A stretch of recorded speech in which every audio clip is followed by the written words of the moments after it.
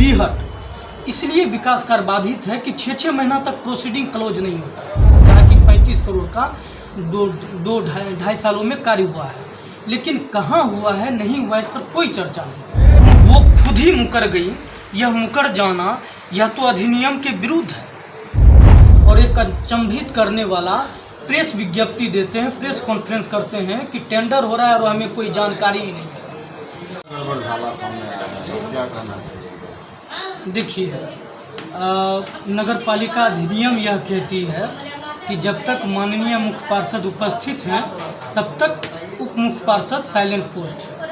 ठीक है, तो वो सब दिन उपस्थित हैं और उनकी अध्यक्षता में बैठक होती है, चाहे सशक्त कमेटी की बैठक हो चाहे सामान्य बोर्ड की बैठक हो। और हम आपको पूरे प्रूफ के साथ यह दिखाना चाहेंगे, 22/10/2024 को बैठक हुई थी और बैठक में माननीय मुख्य पार्षद के ही द्वारा यह आया कि 0 माइल चांदनी चौक और सिमरिया धाम में tempo e rickshaw bus stand का प्रक्रिया किया जाए।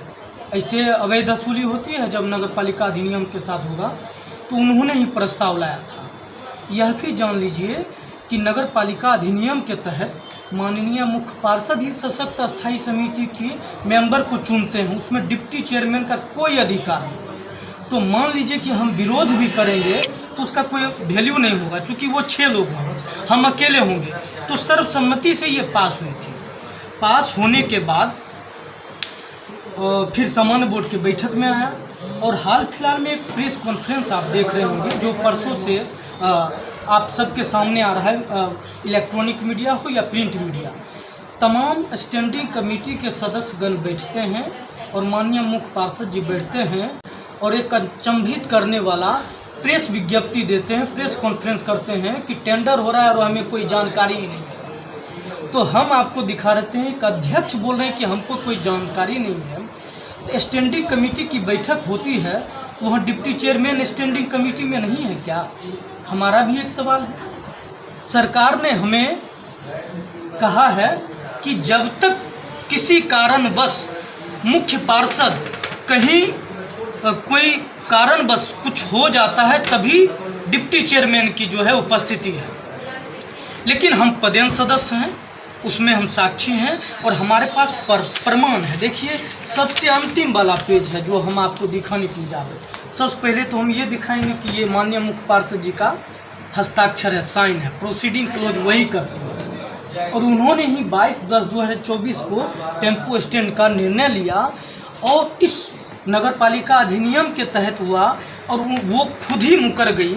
यह मुकर जाना यह तो अधिनियम के विरुद्ध है। यदि आपने यह प्रस्ताव लाया है सर्वसम्मति, तो आपको गछना चाहिए या इस पर जो विचार बने वह करना चाहिए। सरासरी जो आरोप है उप मुख्य पार्षद के ऊपर मर दिया जाता है। हम तो पिछले 2-2.5 सालों से विभिन्न हम आवेदन भी दिखाएंगे। हम कहते हैं स्ट्रीट लाइट जले, हम कहते हैं हाई मास्ट लाइट जले, हम चाहते हैं कि सौंदर्यीकरण हो, उस पर कोई काम नहीं हो रहा है।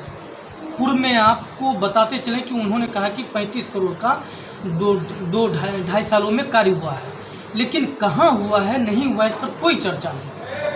तो हम यह साफ कर देना चाहेंगे कि माननीय मुख्य पार्षद जी ने का ही यह प्रस्ताव था।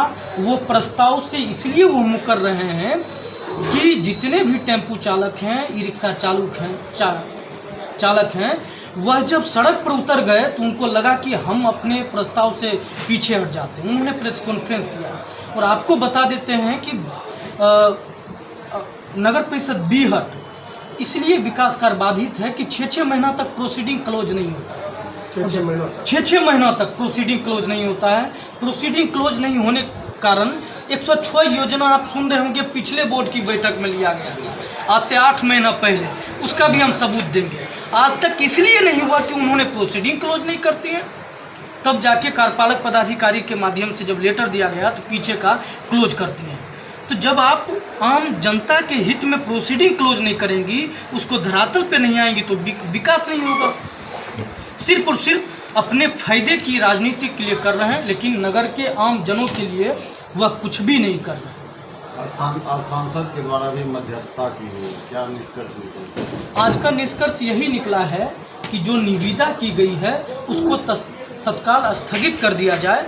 और सर्वसम्मति से यह भी निर्णय लिया गया है कि जो है पहले टेम्पू पड़ाव बने, ई रिक्शा पड़ाव बने, उसके बाद ही आप इसको लागू कर सकते हैं, जहां पे अस्थाई टेम्पू चालक और ई रिक्शा चालक की जो व्यवस्था हो, पानी की व्यवस्था हो, शौचालय की व्यवस्था हो या अन्य जो सुविधाएं हैं ई रिक्शा चालकों की, वो व्यवस्था हो, उसके बाद ही यह चले। स्थगित किया गया या रद्द किया गया? यह स्थगित किया गया है। व्यवस्था पूर्ण नहीं होगा तब तक जो है ये आगे कार्य नहीं होगा।